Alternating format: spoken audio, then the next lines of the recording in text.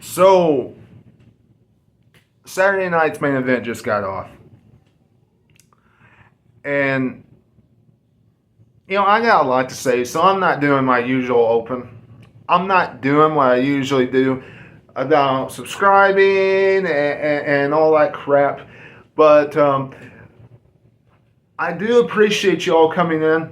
And if you are one of the people that usually come into the channel, thank you very much. And if you're one of the 675 subscribers on the channel, I appreciate it.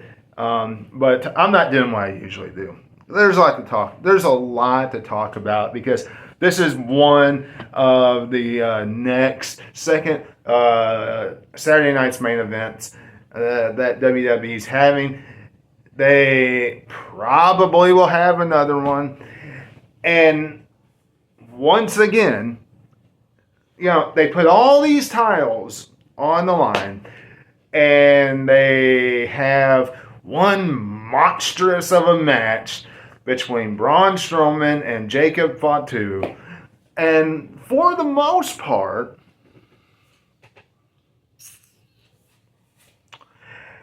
it once again came off as a glorified house show.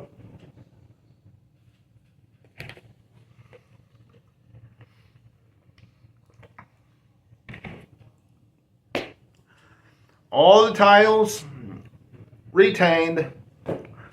Nothing like really of importance happened that really could like majorly help someone outside of Jacob Fatu. Jacob Fatu absolutely brutalizing, destroying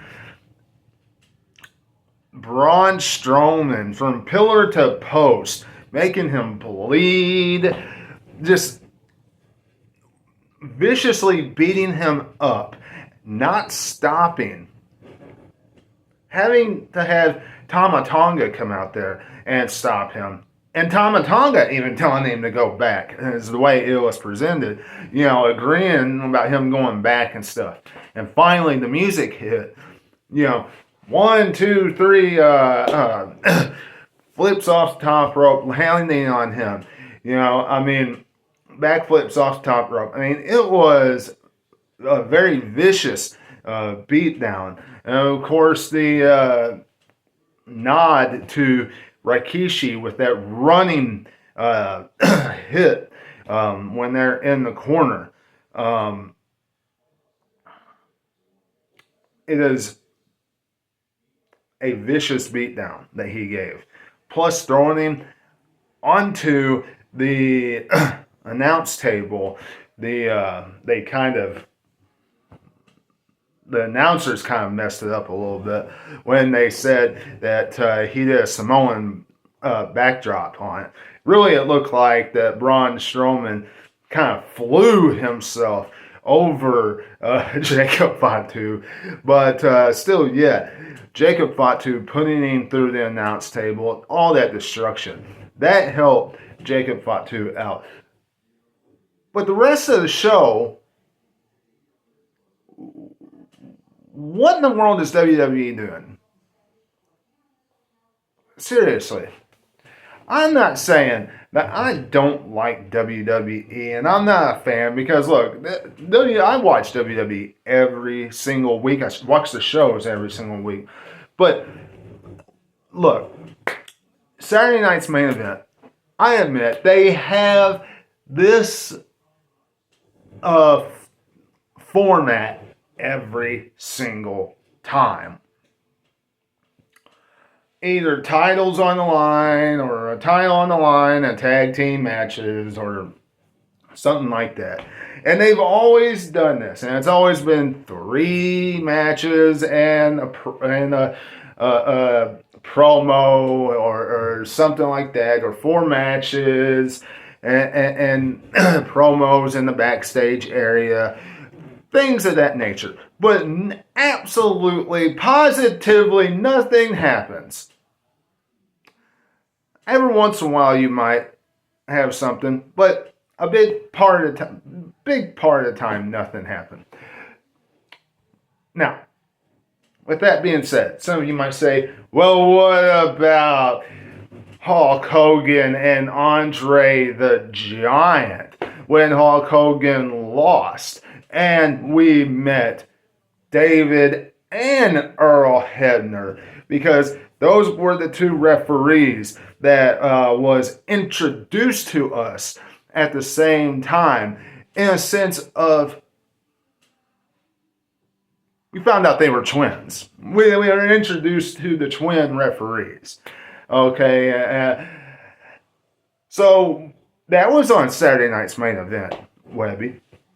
Yeah, I never said that there wasn't some good stuff that happened, but for the most part, Saturday night's main event, especially tonight, is just flat. WWE can change this. Will they? As long as ratings come in and they're good, probably not. Look, I'm going to start with the Intercontinental title. You know, Sheamus has not won the Intercontinental title yet. WWE could have made history tonight by giving Sheamus the Intercontinental title. WWE has not put the Intercontinental title on the line at Saturday night's main event since 1992, when Shawn Michaels went after the gold and beat the British Bulldog when he was on his way to facing Bret the Hitman Hart at the Survivor Series. They could have done something. They could have done something with this, giving Sheamus his win. This would have been a great moment. Giving Sheamus his win, Jesse the Body Ventura being there. The last time Jesse the Body Ventura was doing something for Sheamus, Sheamus won a battle royal, and that led to him going and beating John Cena for the WWE title. Y'all remember that, don't you? They could have done something like that. Did they? No. Of course not. Of course not. They just had Braun Breaker win after a hard-fought battle. Now tell me, what has Braun Breaker, and I'm a Braun Breakers fan, don't get me wrong, but what has Braun Breaker really done with the Intercontinental title?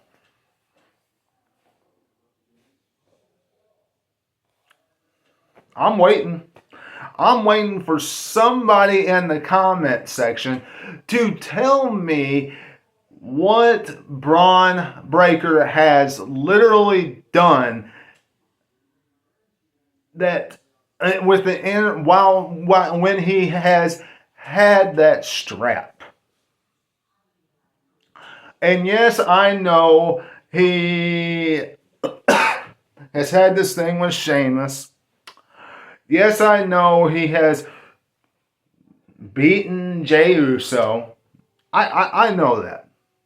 But outside of that, he hasn't done much of nothing with it.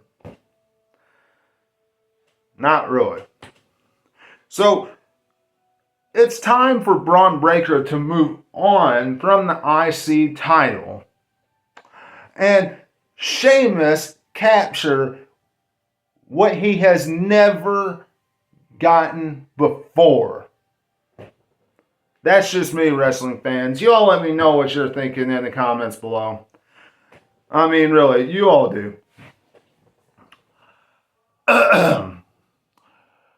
Rhea Ripley and Nia Jax. Thank you, WWE, for letting Nia Jax lose. Because if she would have gold, I would be turning the television off every time I heard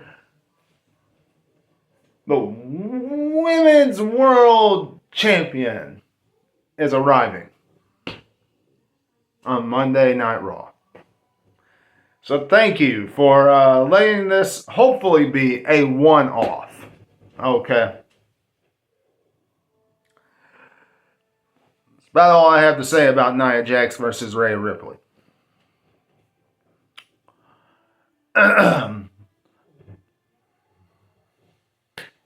The contract signing, I thought we would see more of a brawl than that. I thought we'd see somewhat more of a brawl than that. But Sweet Chin Music by Shawn Michaels to Kevin Owens after their confrontation back and forth. And Cody Rhodes saying, enough, Kevin, enough, and all this stuff back and forth. Sweet Chin Music to Kevin Owens. Does this help Cody Rhodes? Does this enhance their feud? Is this going to make the match any better next Saturday? No, not at all. It doesn't help it any better. It was a good segment for the San Antonio crowd because HBK, the hometown hero, gave KO a Sweet Chin Music, a kick to the face, and a cheap pop by San Antonio. That's about it. That's really all I can say about that because there's nothing more you can really do with these two except have them brawl some more. That's it. What more can you really do with Cody Rhodes and Kevin Owens? Come out, brawl, there you go. On Saturday, Cody Rhodes is going to win. And that will probably put an end to this story, this chapter, this feud of Kevin Owens and Cody Rhodes. But moving on. Jacob Fatu and Braun Strowman. I've already told you what I thought about that matchup. Best thing of the night. Best thing of the night. And I really like Tama Tonga's yeah.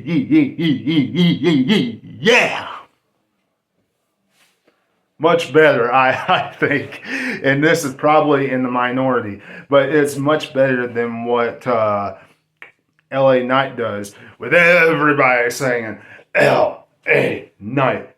Yeah. That's just me. And of course, the main event, Jey Uso, and Gunther. I'm tired of Jey Uso time after time after time after time after time after time after time after time after time after time after time after time getting the short end of the stick. Now tonight we all knew he was going to lose. Royal Rumble, he's not going to win. I hope he's one of the guys in the Royal Rumble that is kind of like the Iron Man in the Royal Rumble. We always need somebody that's the Iron Man in the Royal Rumble. Somebody that lasts the longest. Hope he's one of those guys. Start building him up and take the world title from Gunther or somebody. It's time. It's time.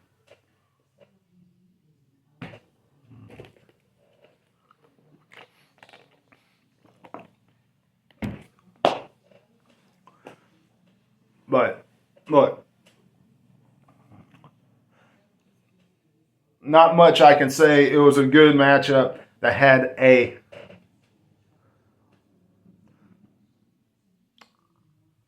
low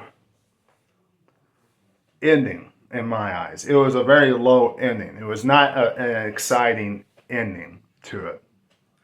But wrestling fans, that's Saturday night's main event. Not a whole lot to it. It's a glorified house show. Could have had a big moment with Sheamus winning. They didn't. Everything else, okay. And Braun Strowman got eaten alive by, as Jacob Fatu is saying now, he is the Godzilla and King Kong. I love that promo that he cuts right before he comes out. I'm getting out of here. I'll see y'all later. See y'all later. Have a good night.